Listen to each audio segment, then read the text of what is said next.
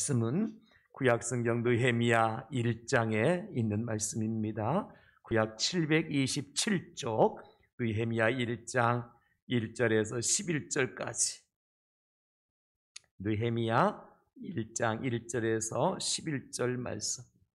오늘 시간 저와 여러분들에게 주신 하나님의 말씀을 우리 함께 받도록 하겠습니다. 다 같이 하가랴의 아들 느헤미야의 말이라. 아닥사스다 왕 제20년 기스르월에 내가 수산궁에 있는데 내 형제들 가운데 하나인 하나니가 두어 사람과 함께 유다에서 내게 이르렀기로 내가 그 사로잡힘을 면하고 남아있는 유다와 예루살렘 사람들의 형편을 물은즉 그들이 내게 이르되 사로잡힘을 면하고 남아있는 자들이 그 지방 거기에서 큰 환난을 당하고 능욕을 받으며 예루살렘 성은 허물어지고 성문들은 불탔다 하는지라. 내가 이 말을 듣고 앉아서 울고 수일 동안 슬퍼하며 하늘의 하나님 앞에 금식하며 기도하여 이르되 하늘의 하나님 여호와 크고 두려우신 하나님이여 주를 사랑하고 주의 계명을 지키는 자에게 언약을 지키시며 긍휼을 베푸시는 주여 간구하나이다. 이제 종이 주의 종들인 이스라엘 자손을 위하여 주야로 기도하오며 우리 이스라엘 자손이 주께 범죄한 자들을 자복하오니 주는 귀를 기울이시며 눈을 여시사 종의 기도를 들으시옵소서. 나와 내 아버지의 집이 범죄하여 주를 향하여 크게 악을 행하여 주께서 주의 종 모세에게 명령하신 계명과 율례와 규례를 지키지 아니하였나이다. 옛적에 주께서 주의 종 모세에게 명령하여 이르시되 만일 너희가 범죄하면 내가 너희를 여러 나라 가운데에 흩을 것이요 만일 내게로 돌아와 내 계명을 지켜 행하면 너희 쫓긴 자가 하늘 끝에 있을지라도 내가 거기서부터 그들을 모아 내 이름을 두려고 택한 곳에 돌아오게 하리라 하신 말씀을 이제 청각한 게 기억하옵소서. 이들은 주께서 일찍이 큰 권능과 강한 손으로 구속하신 주의 종들이요 주의 백성이니이다. 주여 구하오니 귀를 기울이사 종의 기도와 주의 이름을 경외하기를 기뻐하는 종들의 기도를 들으시고 오늘 종이 형통하여 이 사람 앞에서 은혜를 입게 하옵소서 하였나니 그때 내가 왕의 술관원이 되었느니라. 아멘. 할렐루야. 느헤미야의 기도를 우리가 드림으로 느헤미야에게 응답하셨던 하나님의 응답을 받고 느헤미야를 통해서 일하신 하나님의 놀라운 일들을 경험하고 승리하시는 저와 여러분 될 수 있기를 예수님의 이름으로 축복합니다. 미로 게임이라는 게 있지요. 들어가는 길은 있지만 나오는 길이 복잡하여 찾아 나오기 힘든 게임이 미로 게임입니다.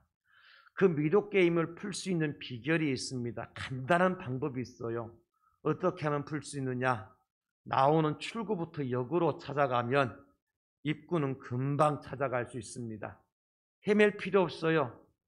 역으로 나오는 출구부터 저 아무리 돌아가다 보면 입구가 나오거든요. 그럼 입구 다시 돌아오면 출구가 나오는 거예요. 이게 미로 게임을 풀 수 있는 비결입니다. 어떤 문제든지 간에 그 문제를 출제할 때는 출제위원이 문제를 출제할 때는 항상 무엇을 생각하고 출제할까요? 답이라는 것을 가지고 출제하는 거예요. 답이 없는 문제는 없습니다. 여러분 그렇죠? 아무리 어려운 수학 문제도 반드시 답이 있는 거예요. 그것처럼 우리가 이 땅에 살아가면서 많은 문제들을 경험하고 문제 속에 맞닥뜨려 살지만은 그 문제를 풀어갈 수 있는 비결이 해답이 없느냐 하면 해답이 있다는 겁니다. 답이 있다는 거예요. 그게 뭐냐? 문제를 풀어갈 수 있는 해결의 열쇠가 뭐냐?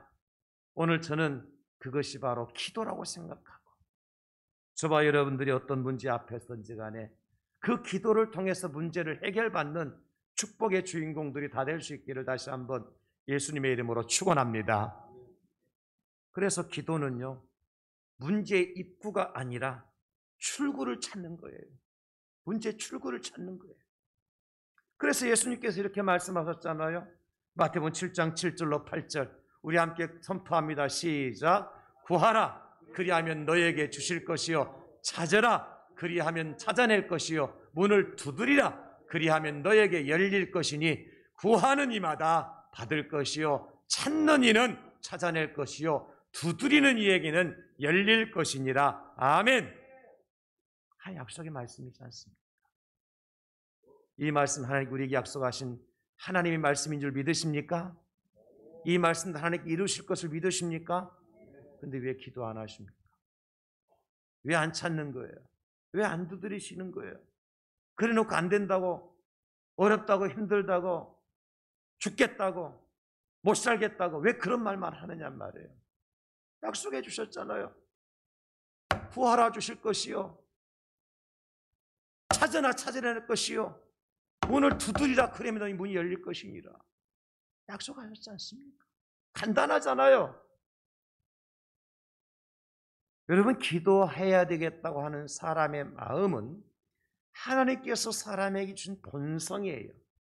무슨 얘기냐면 예수를 믿든지 아니 믿든지 교회 나가든지 아니 나가든지 모든 사람들은 위기 상황에 직면하면 어떻습니까? 하나님 찾죠. 기도하지 않습니까? 물론 하나님 아닌 다른 대상을 찾더라도 기도의 내용은 다르더라도 모든 사람들은 문제를 당면하면 무엇인가 구한단 말이에요. 그 대표적인 케이스가 누구냐? 애굽왕 바로 같은 케이스예요. 모세가 이 백성들을 하나님께서 내놓으면 광야에 가서 하나님 앞에 제사를 드리겠다 내놓으라 그러니까 바로가 어떻게 합니까? 웃기지 마라. 네 하나님 누구냐? 말 안 듣잖아요. 하나님께 10가지 재앙을 쏟아붓습니다. 그럴 때마다 바로가 어떻게 합니까? 창세기 출애굽기 10장 17절에 보면 바라건대 이번만 나의 죄를 용서하고 너희의 하나님 여호와께 구하여 이 죽음 많은 내게서 떠나게 하라. 지금 바로가 누굽니까? 애굽의 왕입니다.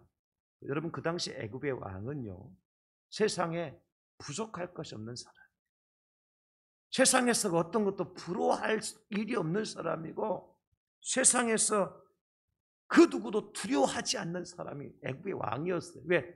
신처럼 여김을 받았거든요. 신같이. 그런 애굽 왕 바로가 지금 10가지 재앙을 만났을 때에 어떻게 합니까, 여러분? 하나님 앞에 기도 좀 해달라고. 이게 인생이라니까요. 한 번은 예수님에게 귀신 들린 아이를 데리고 아버지가 그 아이에게서 귀신을 쫓아내달라고 데리고 와요. 사실은 그 먼저 제자들에게 찾아가서 귀신을 쫓아내주기를 원했지만은 예수님의 제자들이 귀신을 쫓아내지 못했습니다. 그래서 예수님께 다시 데려온 거예요. 예수님께서 그 아이에게서 귀신을 쫓아내 주셨습니다. 그 아이에게서 귀신이 쫓겨나갔어요. 그리고 난 다음에 나중에 제자들이 조용할 때 예수님께 묻잖아요. 선생님, 우리는 왜 그런 일을 하지 못하였나이까? 그때 예수님께 뭐라고 말씀하시죠? 마가복음 9장 29절에 보니까 이르시되 기도 외에 다른 것으로는 이런 종류가 나갈 수 없느니라 하십니다. 기도 외에 있다고요? 없다고요? 없다고요. 기도 외에는 어떠한 하나님의 능력을 체험할 수 있는 길이 없다. 오직 기도만이, 유일하게 기도만이 이런 능력을 행하는 하나의 원인이 될 수 있다. 이것을 바꿔서 말하면 여러분 어떻습니까?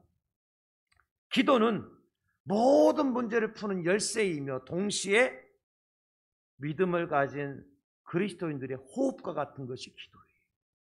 그렇다고 할 것 같으면 문제를 가지고 기도하지 않는다 하는 것은 하나님 앞에 죄를 짓는 것이고 내가 숨을 쉬지 않고도 살겠다고 하는 교만한 마음을 가진 거나 다름이 없다. 여러분, 그래서요 저는요 여러분들이 어떻게 기도했으면 좋겠느냐 이 말씀을 묵상하면서 우리가 식사하기 전에 숟가락 들고도 기도할 수 있어야 돼요. 왜요? 이 숟가락이 바로 밥을 떠서 내 입으로 바로 들어가게 해달라고 기도할 수 있어야 됩니다. 목사님 기도 안 해도 잘 들어가는데요. 떨 때가 있습니다. 못 들어갈 때가 있습니다. 이러 갈 때가 있습니다. 또 화장실 가서 여러분 볼일 보실 때 기도하셔야 돼요. 왜냐하면 내가 볼일 보려고 한 것이 나와야 돼. 엉뚱한 게 나올 수가 있습니다. 이 어려운 그 의학적인 상식이라서 잘 이해가 안 되는 모양인데, 힘준다고 다 내가 좋아하는 거 버릴 것만 나오는 게 아니라니까. 나와서는 안 될 게 나올 때가 있다니까요. 그래서 병원 실려가는 사람이 있어요. 간혹 가다가. 기도해야 되겠어, 안 해야 되겠어요? 그런데 기도 안 해도 기가 막히게 들어가고 기가 막히게 나오니까 이게 정말 기가 막힌 일이에요. 그러니까 우리가 기도 안 하는. 제가 이 말씀 묵상하면서 참 우리 하나님 대단하신 분이다. 정말 기막히신 분이다. 왜? 일일이 내가 다 기도하지 않아도 하나님이 알아서 해주시니까. 그런데 여러분, 끝까지 기도 안 하면 하나님께서 끝까지 해주실 것 같죠? 하나님께서 막으시면 되던 일도 안 돼요. 그래서 우리가 기도하지 않고는 무엇이 쉽사리 내 마음대로 하려고 하지 말아야 돼. 눈을 뜨자마자 기도해야 되고, 눈 감고 잠을 이루기 전에 기도해야 되고, 자동차에 앉아서 킥박스에 키를 넣기 전에 기도해야 되고, 출발할 때 브레이크에 발을 떼고 엑셀레이터에 발을 올려놨을 때 기도해야 되고, 매사에 우리가 기도할 것밖에 없어요. 사실 오늘 본문에 느헤미야라고 하는 사람은 누구냐면 유대인이거든요. 이스라엘 사람이란 말이죠. 그런데 바벨론이 이스라엘을 침공하고 그 땅에 있는 많은 젊은이들 또 지혜 있는 사람들을 포로로 잡아가요. 그 중에 한 사람이 느헤미야 있는데 바벨론에 잡혀가 가지고는 어떻게 된 일인지 왕의 술을 맡은 관원이 되었어요.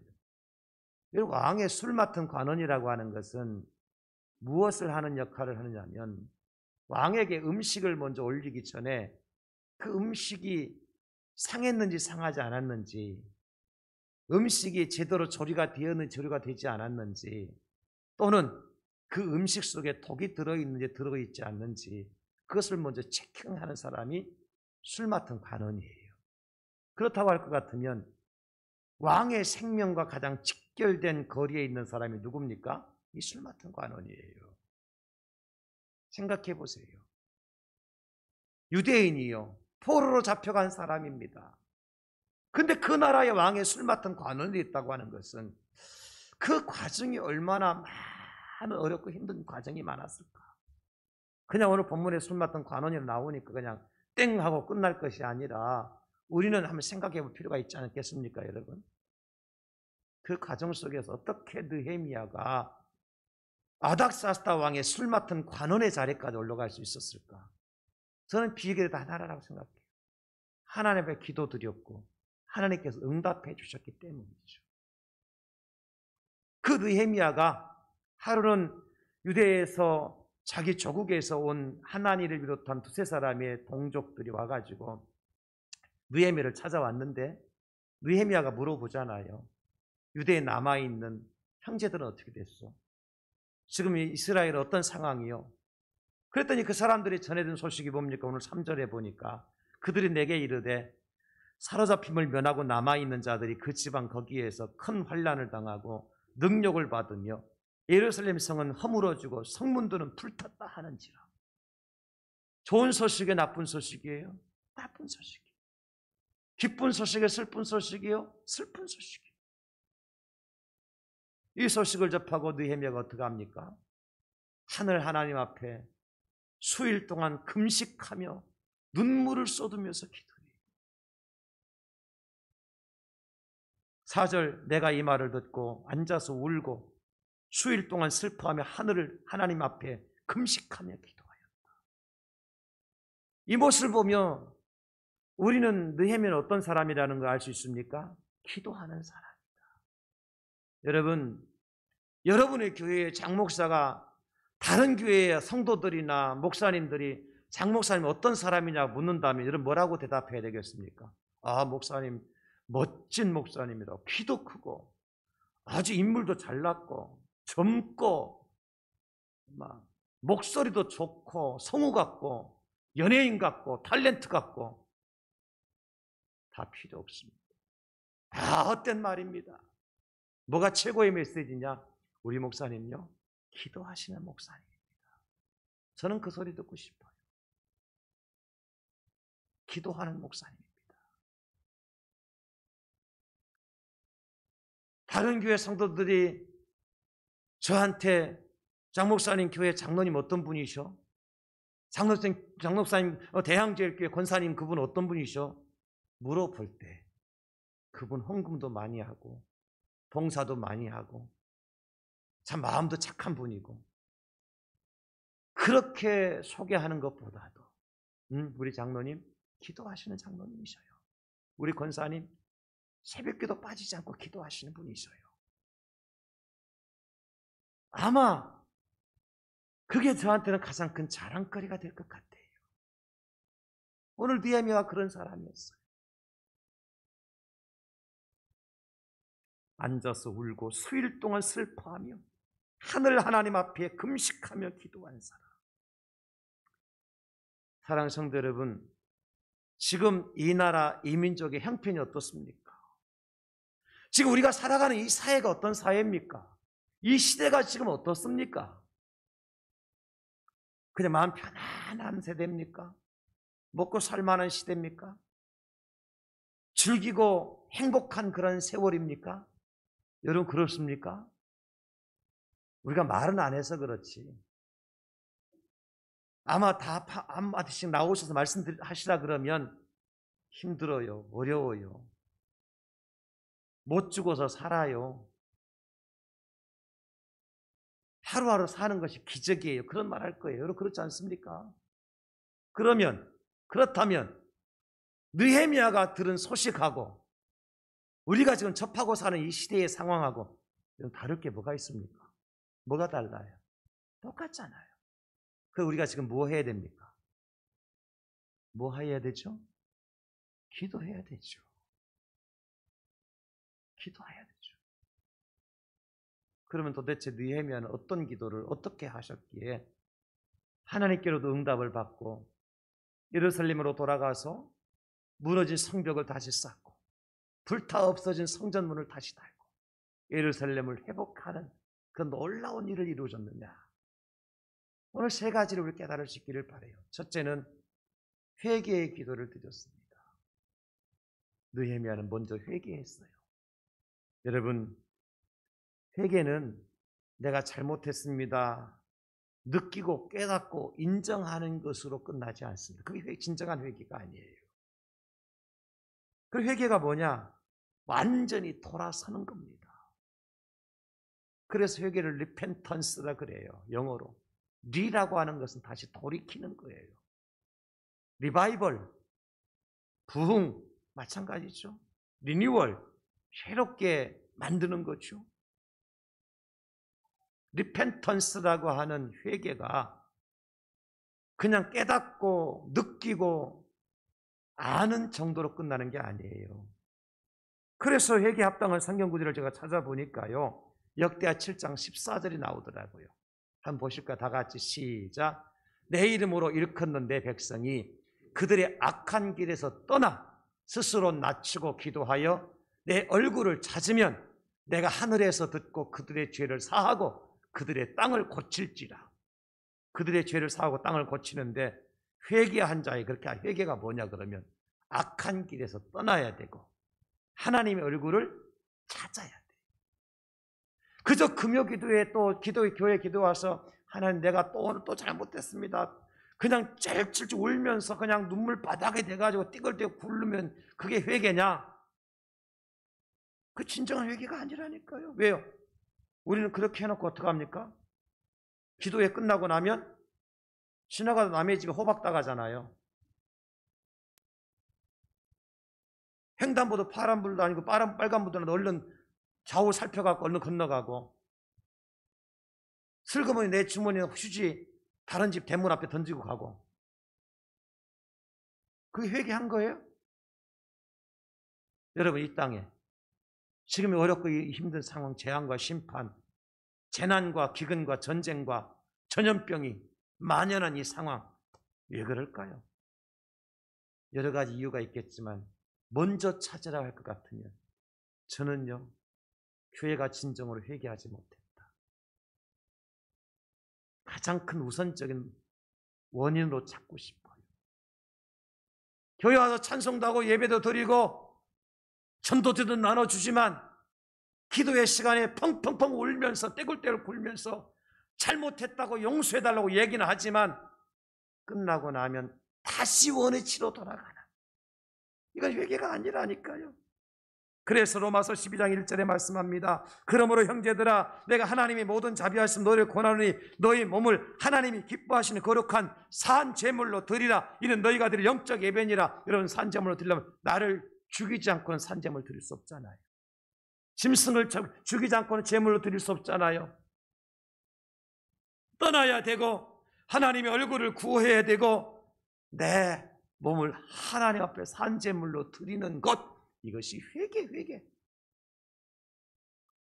삭개오가 세리장이었지 않습니까? 예수님을 만나 회개할 때 뭐라고 회개합니까? 주여, 내가 누구의 것을 도둑질하거나 누구의 재물을 착취한 것이 있으면 4배로 갚겠습니다. 이게 회개예요. 1907년도 우리 평양 원산, 대한민국을 완전히 뒤흔들어 놨던 대부흥운동, 회개운동은 뭡니까? 모여서 말씀을 듣고 잘못했다고 막 울고 밤새 그렇게 기도하는 거 끝나지 않았잖아요. 회개하는 것은 그들이 돌아가서 어떻게 합니까? 내가 문방구에서 연필 한 자루 훔쳤으면 그 문방구 주인을 찾기 위해서 신문 광고를 내고 내가 몇 년 몇 월 며칠 어디서 어느 문방구에서 연필 한 자루 훔쳤는데 그 문방구 주인을 내가 찾습니다. 내가 누구의 쌀 한 대박을 빌렸는데 그것이 지나서 5년 10년 지났는데 내가 그것을 갚기를 원하나이다. 한 대박 내가 빌렸지만 쌀 한 말 들고 가서 그 주인에게 쌀 한 말을 건네줘. 이게 회개입니다. 실제 그런 회개가 일어났어요. 그것 때문에 대한민국의 교회가 변화된 겁니다. 사회가 변화된 겁니다. 국가가 변화된 겁니다. 여러분, 이 시대에 진정한 회개가 일어나지 않고는 전염병이 그치지 않을 거예요. 환란이 멈추지 않을 거예요. 재앙이 끝나지 않을 겁니다. 그래서 우리가 무엇을 하자는 겁니까? 느헤미야의 기도를 드리자는 것입니다. 느헤미야처럼 회개를 하자는 거예요. 우리 예수님 말씀하십니다. 마태복음 18장 8절로 9절에 보니까 만일 내 손이나 내 발이 너를 범죄하게 하거든 찍어내 버리라. 장애인이나 다리 저는 자로 영생에 들어가는 것이 두 손과 두 발을 가지고 영원한 불에 던지는 것보다 나으니라. 만일 내 눈이 너를 범죄하게 하거든 빼어내 버리라. 한 눈으로 영생에 들어가는 것이 두 눈을 가지고 지옥불에 던져지는 것보다 나으니라. 이게 회개입니다. 내 눈이, 내 손이 범죄하면 잘라내고 눈을 뽑아내는 겁니다. 우리는 그거 안 하잖아요. 빌라도가 어떻게 하죠? 예수님 십자가에 못 박도록 내주고 난 다음에 물을 뜨다가 자기 손을 씻잖아요. 그리고 나는 이 피에 대해서 죄가 없노라. 여러분, 그 죄가 없어집니까? 손을 잘라냈어야 되죠. 빌라도의 손을 잘라냈어야 되지요. 빌라도의 혀를 잘라냈어야 되지요. 그게 진정한 회개라는 겁니다, 여러분. 그러나 빌라도는 그렇게 못했어요. 손만 씻었을 뿐. 우리가 그렇게 한다니까요. 지금 내 손이 범죄하였음에도 불구하고 하나님 잘못했습니다, 다음부터는 안 그럴게요. 이게 회개.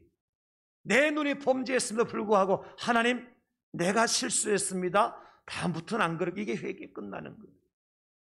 눈을 뽑아내고 손을 잘라내는 아픔과 고통과 나를 쳐서 죽이는 일이 없었기 때문에 진정한 회개 운동이 안 일어난 거예요. 느헤미야의 회개는 조상들의 죄. 오늘 느헤미야가 어떻게 기도합니까? 6절 7절 이제 주의 종들인 이스라엘 자손을 위하여 주야로 기도하오며 우리 이스라엘 자손이 주께 범죄한 죄들을 자복하오니 주는 귀를 기울이시며 눈을 여시사 종의 기도를 들으시옵소서. 나와 내 아버지의 집이 범죄하여 주를 향하여 크게 악을 행하여 주께서 주의 종 모세에게 명령하신 계명과 율례와 규례와 지키지 아니하였나이다. 그래서 하나님 이런 놀라운 이 엄청난 재앙을 주셨는데 용서하소서. 우리가 다 되물리겠습니다. 뭡니까? 계명 지키겠다는 거예요. 말씀대로 살겠다는 겁니다. 이게 회개입니다.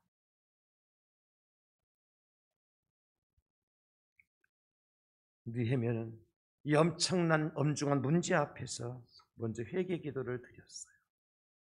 사도 바울은 빌립보교 성도들에게 이렇게 말씀하십니다. 빌립보 3장 8절로 9절 상반절에 또한 모든 것을 해로 여김은 내 주 그리스도 예수를 아는 지식이 가장 고상하기 때문이라. 내가 그를 위해 모든 것을 잃어버리고 배설물로 여김은 그리스도를 얻고 그 안에서 발견되려 함이니. 빌립보 3장 12절 하반절에 오직 내가 그리스도 예수께 잡힌 바 된 그것을 잡으려고 달력하노라. 여기 앉아서 아무리 떼굴떼굴 구르면서 눈물 콧물 다 쏟으면서 잘못했다고 나를 인정하고 자책한다고 그 회개가 아니라는 거예요. 어떻게 해야 돼요? 달려가야죠.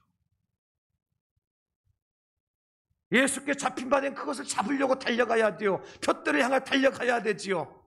그래서 푯대의 끝이라도 잡고 흔들면서 할렐루야를 부를 수 있어야 되죠. 이게 회개입니다. 사랑하는 성도 여러분, 우리가 느헤미야의 기도를 드린다 할 때에 바로 이런 진정한 회개 기도를 드리는 겁니다. 개나 돼지가 자기가 먹었던 거다 토해냈던 것을 다시 주워 먹는 것 같은 그러한 추한 삶을 사는 것이 아니라, 거룩한 자는요 다시는 그 길로 가는 것이 아니에요. 돌아서서 가야지. 하나님 말씀대로 살아야 되지요. 하나님의 뜻대로 살아야 되지요. 오늘날 세상의 교회들이 얼마나 많은 진리를 외면하고 말씀을 떠나 있는지 아시지 않습니까? 얼마나 세상에 많은 교회의 종들이, 주의 종들이 진정한 선한 목자가 아니라 사꾼 목자처럼 돈 때문에 목회를 하고 명예 때문에 목회를 하고. 죄송합니다 여러분, 저도 목사이기 때문에. 하나님이 그래서 한국교회를 치시는 것이고 하나님이 그래서 이 한국 땅을 하나님께 심판하시는 거예요. 답이 있습니다. 감사한 것은 답이 있어요. 우리가 진정으로 회개하면 하나님이 풀어주실 겁니다. 우리가 진정으로 느헤미야처럼 회개하면 하나님께서 문제를 해결해 주실 것입니다. 여러분의 가정에 문제가 있습니까? 여러분의 자녀들에게 문제가 있습니까? 사업장이나 혹은 직장에, 여러분 삶의 현장에 어떤 문제가 있습니까? 내가 스스로 풀어가지 못한 어떤 엉켜져 흐트러진 문제가 무엇입니까? 그 문제를 풀 수 있는 첫 번째 비결은 내가 먼저 하나님 앞에 회개해야 된다. 내가 말씀대로 하나님을 섬겼는지, 말씀대로 예배했는지, 말씀대로 살았는지, 아니면 내 생각대로, 내 지식대로, 내 마음대로, 내 고집대로 살았는지 우리 자신들을 돌아보면 회개할 것밖에 없는 것 같아요. 서로 보면 그래요. 산성도 여러분, 저는 소원합니다. 우리 대양제일교회부터 진정한 회개운동이 일어날 수 있기를 주님의 이름으로 축원합니다. 오늘 3부 예배 드리신 여러분들부터 진정한 느헤미야의 회개기도 운동을 일으키시는 주인공들이 될 수 있기를 예수님의 이름으로 축복합니다. 그러면 우리 가정이 살 거예요. 우리 교회가 다시 한번 회복될 거예요. 믿습니다 여러분. 하나님 약속하셨잖아요. 느헤미야의 기도 첫 번째는 회개 기도였어요. 두 번째 느헤미야의 기도는 형통을 구하는 기도였습니다. 11절에 주여 구하오니 귀를 기울이사 종의 기도와 주의 이름을 경외하기를 기뻐하는 종들의 기도를 들으시고 오늘 종이 형통하여, 오늘 종에게 형통함을 허락하여 주옵소서. 우리 한번 선포합시다. 오늘 종에게 형통함을 허락하여 주옵소서. 이게 느헤미야의 기도였어요. 그런데 여러분, 여기 형통이라고 하는 히브리어 짜라흐라고 하는 단어는 무슨 뜻인가 하니까 히브리어로 짜라흐가 형통함인데 앞으로 돌진하다, 전진하다, 무엇을 건너서 나아가다, 그런 뜻이에요. 이게 형통이에요. 그런데 형통이라는 단어를 문법적으로 이 동사인데 히필형 명령법으로 되어 있더라고요. 제가 문법을 찾아보니까 그래요. 여러분, 문법을 다 아실 필요 없습니다. 칼, 히필, 니팔 여러 가지 형태가 있는데 히브리어 문법상으로 이 히필형은 동사는 언제 쓰는가 하니까 어떤 행동이 말이죠, 원인을 품고 있을 때에 히필형 동사를 써요. 어떤 행동이, 그 행동을 만들어지게 된 원인이 그 안에 있는 거예요. 그러니까 지금 느헤미야가 형통을 구하는데 그냥 하나님 알아서 해 주십시오, 그게 아니잖아요. 철저하게 회개했기 때문에 회개한 것이 원인이 되어줘서 하나님께서 문제를 풀어주시기를 원하는 마음으로 형통을 주옵시고 그렇게 기도한 겁니다. 원인이 있어야 돼요. 여러분, 우리는 그냥 받기만을 원하잖아요. 열심히 씨앗도 뿌리지 않고 많이 거두기만을 원하잖아요. 내가 하나님 앞에 충분하게 기도도 하지 않고 열매를 맺기를 원하잖아요. 그때는 히필형 동사를 쓰면 안 돼요. 느헤미야는 형통이라는 말 특별히 그리고 난 다음에 명령법이라고요. 여러분 생각해 보세요. 느헤미야는 사람이고 하나님은 창조주인데 사람이 하나님 앞에 명령할 수 있다? 가능합니까, 여러분? 불가능하죠. 있어서는 안 된 일이죠, 그렇죠? 그런데 명령법을 썼어요. 지금 형통하게 하면서 명령법을 썼어요. 무슨 얘기냐? 나는 절대로 하나님 앞에서 물러설 수 없다는 단호함을 가지고 하나님과 담판을 짓고 있는 담판. 그 명령법이에요. 예를 들어 똑같은 히필형 명령법을 쓴 곳이 어디냐면요, 모세가 시내산으로 하나님께로부터 율법 10계명을 받으러 올라가요. 그 사이에 아론과 그의 백성들은 그 산 밑에서 뭐하고 있죠? 금송아지 만들어 놓고 그 금송아지 앞에 제사를 지내고 난리가 났어요. 하나님이 그 모습을 보고 어떻게 하십니까? 그 백성들을 심판하시죠. 그때에 모세가 어떤 기도를 드리는가 하니까 출애굽기 32장 32절에 보면 이렇게 합니다. 그러나 이제 그들의 죄를 사하시옵소서. 그렇지 아니하시오면 원하건대 주께서 기록하신 책에서 내 이름을 지워버려 주옵소서. 여기 빨간 글씨를 지워버려 주옵소서 적어놨죠. 여기 바로 지우다, 이 동사가 히필형 명령법으로 쓰여졌어요. 무슨 뜻입니까, 여러분? 모세가 지금 죽어가는 당신의 백성들을 바라보면서 하나님 한번 용서해 주십시오. 안 그러면 마고요. 그럼 살려주니 말든지 알아서 하시든지요. 그렇게 했습니까? 절대 물러설 수 없는 것이죠. 이 상황에서 하나님과 담판을 짓지 않고는 이 백성이 살 길이 있습니까, 없습니까? 살 길이 없는 거예요, 여러분. 그래서 여기 지워버려달라 할 때 내 이름과 내 생명을 담보로 배수진을 치고 하나님과 담판을 짓고 있는 것이고, 하나님 절대로 나 포기할 수 없습니다. 하나님께서 이 백성 애굽에서 여기까지 인도해 나오실 때는 살리려고 인도하신 거 아닙니까? 구원하시려고 이 백성을 출애굽시켜 주실 거 아닙니까? 근데 광야에서 죽게 하신다. 하나님, 이건 말도 안 되지 않습니까? 차라리 내 이름 지워버려 주세요. 그리고 이들 살려주세요. 그러면서 자기의 생명을, 자기 이름을 담보로 삼고 하나님과 담판을 짓고 있을 때에 지워버려 달라고 이때 히필형 명령법을 썼어요.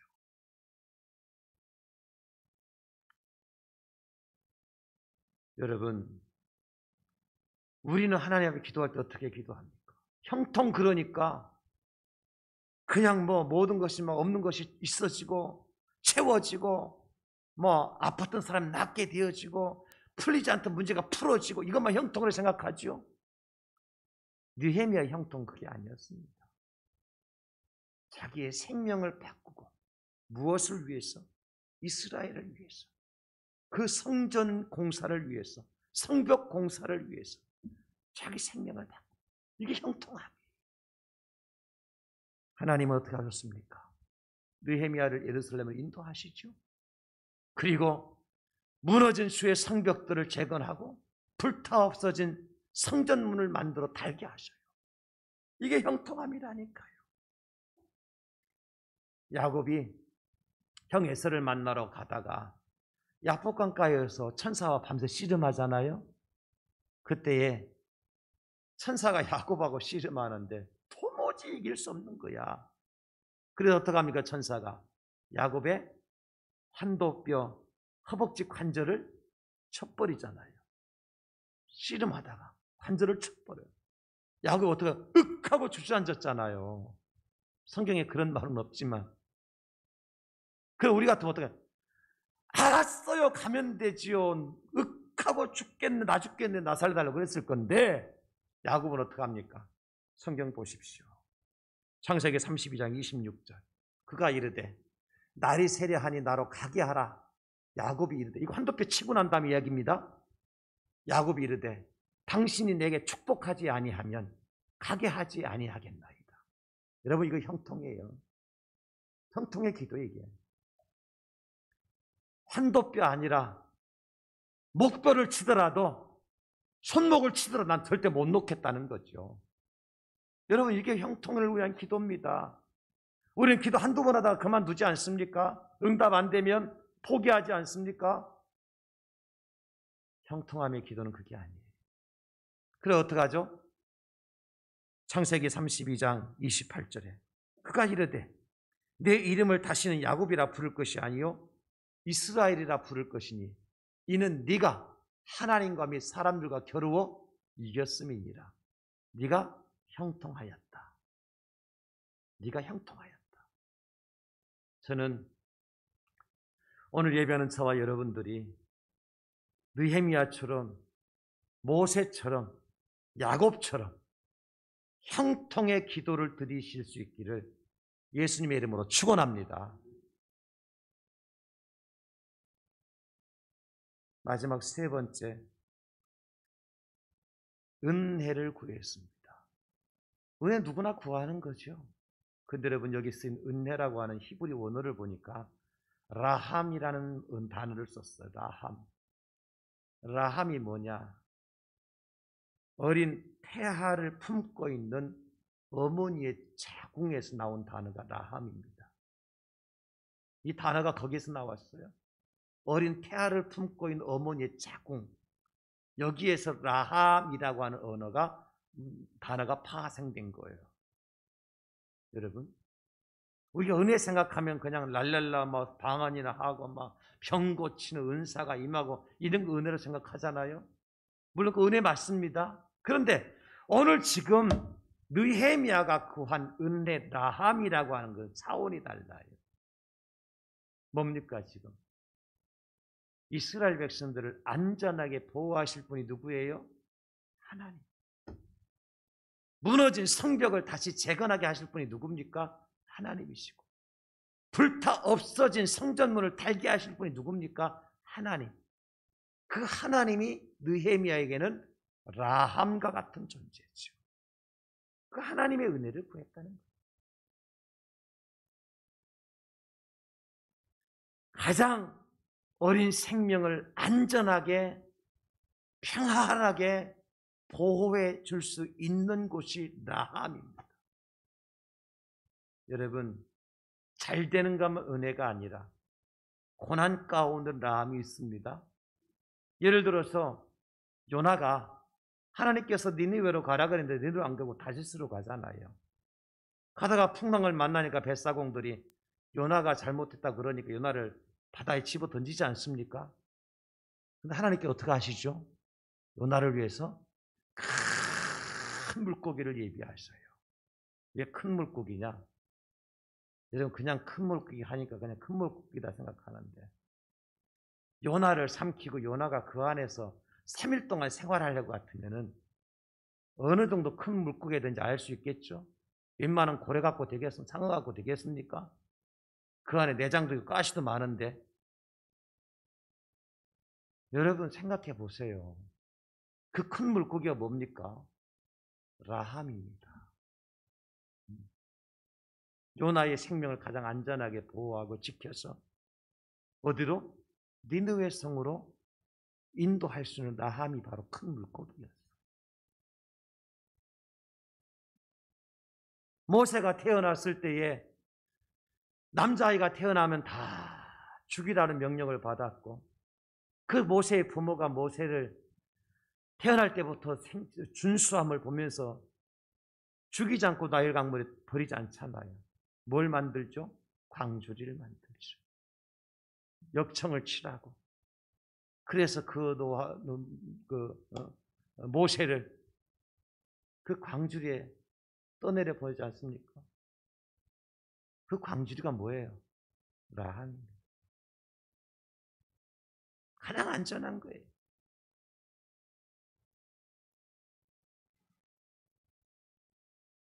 에스더가 왕 앞에 나가는데 아하수에로 왕 앞에 나가는데 죽으면 죽으리다 하고 나가잖아요. 그때 왕이 에스더에게 뭘 내밀죠? 금호를 내밉니다. 금지팡이, 왕의 지팡이. 그 왕의 지팡이가 뭡니까? 에스더에게는 라함입니다. 그런데 여러분, 이 라함을 누가 보고 누가 깨달을 수 있느냐? 기도하는 사람이 보고 기도하는 사람이 깨닫더라고요. 기도하는 사람이. 제가 기도하니까 하나님께서 이 장목사를 대양지교회 목사로 세우신 하나님의 라함을 깨달아 알 수 있어요. 오늘 느헤미야 볼까요? 11절 마지막 부분에 그때에 내가 왕의 술관원이 되었느니라. 그때는 언제입니까? 느헤미야가 하나님 앞에 기도했을 때에 정신 차리고 보니까 내가 누구예요 지금? 왕의 술 맡은 관원이야. 그거 보게 되는 거예요. 그 전에는 보다도 기도하니까 이 얘기는 뭡니까? 하나님께서 나를 아닥사스다 왕의 술 맡은 관원으로 세우신 이유를 알겠다. 아무나 아닥사스다 왕이 그 소원을 들어줄까요? 자기의 술 맡은 관원인 느헤미야가 안색이 좋지 않으니까 왜 그러느냐? 나의 조국의 소식을 들으니 이렇쿵저렇습니다 왕이시여. 그러면 내가 도와줄게. 술 맡은 관원이었기 때문에 왕이 그의 말을 들을 수 있고 그가 평소에 자기가 어떡한가 아니까 그의 소원을 들어준 거 아니에요? 여러분, 기도하면 내가 왜 이 자리에 있는지 알게 되어져요. 기도하는 사람이 왜 하나님께 나를 하필이면 이 대양제일교회 성도로 등록해서 이 자리에 앉아서 예배드리게 하셨을까? 그거 깨닫습니다. 그거 깨달아요. 내가 여전히 왜 이 자리에서 왜 예배를 드리고 이 시대의 많은 교회들 중에서 대양제일교회 성도가 되었는지 알지 못하고 깨닫지 못하고 그냥 하루하루 보내는 분들은 뭐 하지 못해서요? 기도하지 않아서 모르는 거예요. 오늘 느헤미야처럼 여러분들이 기도함으로 이제 내가 왕의 술관원이 되었다는 사실을 깨달았던 느헤미야처럼 하나님께서 일하시기 위해서 여러분들이 이 자리에 세우신 그 이유를 다 깨달아 아실 수 있기를 예수님의 이름으로 축원합니다. 이게 은혜예요. 이게 은혜. 이게 은혜입니다. 이거 모르면요 그럭저럭 살다 가요. 은혜 없이 살다 간단 말입니다. 하나님 어떻게 하셨습니까? 느헤미야를요 왕에게서 많은 물품과 사람들을 데리고 예루살렘까지 가도록 조소를 받아가지고 가요. 누구도 방해하지 못하도록. 그 가는 도중에 얼마나 많은 장애물들이 있겠습니까? 도적대도 있고 나쁜 사람도 있을 텐데요. 왕이 다 막아줬어요. 이스라엘 돌아갔을 때 예루살렘에 다 느헤미야의 말을 다 들었나요? 그렇습니다. 산발락과 같이 성전 공사를 방해하는 사람들이 왜 없었습니까? 있었잖아요. 그런데 하나님께서 다 정리하시잖아요. 라함이 되어주시잖아요. 하나님께서 은혜가 되어주시잖아요.